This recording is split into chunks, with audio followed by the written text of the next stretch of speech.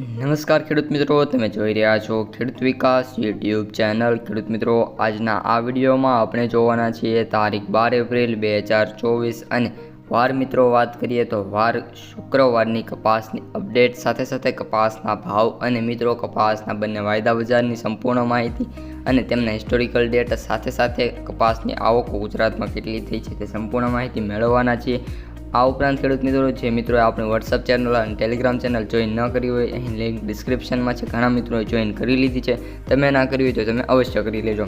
સૌપ્રથમ ખેડૂત મિત્રો કપાસની બજારની અપડેટથી શરૂઆત કરીએ તો મિત્રો ગઈકાલે ઈદના કારણે ઘણા ખરા માર્કેટયાર્ડો બંધ રહ્યા હતા અને જેના કારણે માત્ર 20 જેટલા માર્કેટયાર્ડોના આપણી પાસે ભાવ આવેલા છે અને તેમાં પણ મિત્રો વાત કરીએ તો કપાસના ભાવમાં આપણે વાત કરીએ તો સૌથી ઊંચા ભાવ રાજકોટમાં 1595 રૂપિયા છે અને એકલ દોકલ એવા સેન્ટરો છે જ્યાં કપાસના ભાવ 1590 પ્લસ બોલાયા છે। બાકીના બધા જ માર્કેટયાર્ડોમાં વાત કરીએ તો કપાસના સૌથી નીચા ભાવ બોલાતા જોવા મળી રહ્યા છે। આ ઉપરાંત કપાસના સૌથી નીચા ભાવની વાત કરીએ તો ખેડૂતોને રડાવે એવા આવી ગયા છે અને કપાસના સૌથી નીચા ભાવ વિસાવદરની અંદર 1171 રૂપિયા બોલાયા છે, જે ખૂબ જ ઓછા કહી શકાય છે।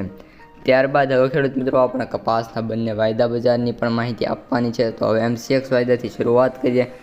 MCX વાયદો 61,000થી મિત્રો 10 એપ્રિલે તો 11 એપ્રિલે ઘટીને 60,000 આવી ગયેલ છે અને તેનો ચેન્જની વાત કરીએ તો 1.64% ભારે ચેન્જ અને 1260 પોઈન્ટના ઘટાડા સાથે અત્યારે ચાલી રહ્યો છે। સાથે સાથે ખેડૂત મિત્રો ન્યુયોર્ક વાયદાની વાત કરીએ તો 12 એપ્રિલે હજુ ઘટીને આપણે વાત કરીએ તો $83.27 આવી ગયો છે અને આપણે આ વાયદા બજાર ખુલી ગયેલ છે, પરંતુ ખુલતા વેત જ મોટી મંદી જોવા મળી રહી છે। આપણે એક વિડીયોમાં પણ કહ્યું હતું કે બંને વાયદા બજાર ન્યુયોર્ક 80ની નીચે અને MCX વાયદો 60,000ની નીચે જશે એટલે કપાસના ભાવમાં મોટો કડાકો થશે અને એવું જોવા મળી રહ્યું છે। ત્યારબાદ ખેડૂત મિત્રો કપાસના ક્વિન્ટલના ભાવની વાત કરી લઈએ તો એવરેજ ભાવ 7,300 રૂપિયા બોલાતા જોવા મળી રહ્યા છે। સૌથી વધુ ભાવની વાત કરીએ તો 6,000 રૂપિયા બોલાતા જોવા મળી રહ્યા છે અને ત્યારબાદ સૌથી વધુ ભાવની વાત કરીએ તો 7,975 પ્રતિ ક્વિન્ટલ એટલે કે 5 મણના ચાલી રહ્યા છે।